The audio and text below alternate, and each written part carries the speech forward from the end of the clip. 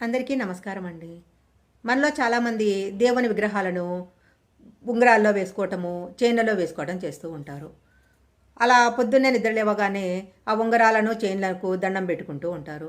ఆ ఉంగరాలలో ఉన్న దేవుని ప్రతిమకు దైవత్వాన్ని ఆపాదిస్తూ ఉంటారు.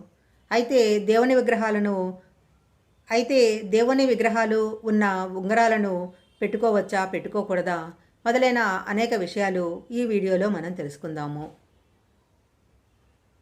ఉంగరాలు కానీ మెడలోని గొలుసులు కానీ దేవుడి ప్రతిమలు ఉన్నట్లయితే వాటిని దేవాలయాలలో తగిన పూజలు చేయించి అప్పుడే వాటిని ధరించాలి. అప్పుడే వాటికి దైవత్వం అనేది ప్రసాదింపబడుతుంది. అయితే ఇక్కడ ఉంగరం ధరించిన తర్వాత మనం చాలా జాగ్రత్తలు తీసుకోవాలి.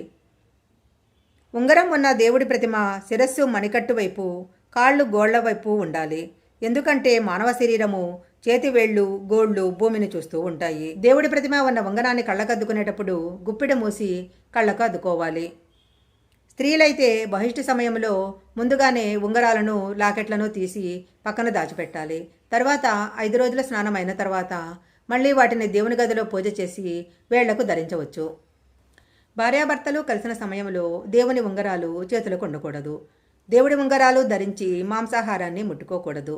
ఎందుకంటే మాంసాహారము తినేటప్పుడు ఆ మాంసము దేవుని ప్రతిమకు తగులుతుంటే ఒక్కసారి ఊహించుకోండి, మనం ఎంత తప్పు చేస్తున్నామో అర్థమవుతుంది. మగవారు దేవుడి ఉంగరాలు ధరించి ధూమపానము, మద్యపానము లాంటివి చేయకూడదు. తెలిసి తెలిసి చేసే తప్పులను భగవంతుడు ఎప్పటికీ క్షమించడు. ప్రతిమ ఉన్న ఉంగరాలను కానీ లాకెట్లను కానీ ధరించినప్పుడు ఈ జాగ్రత్తలన్నీ మనం తీసుకుంటామని అనుకుంటేనే దేవుని ప్రతిమ ఉన్న ఉంగరాలను పెట్టుకోవాలి. లేకపోతే వాటిని పెట్టుకోకుండా ఉండటమే చాలా మంచిది.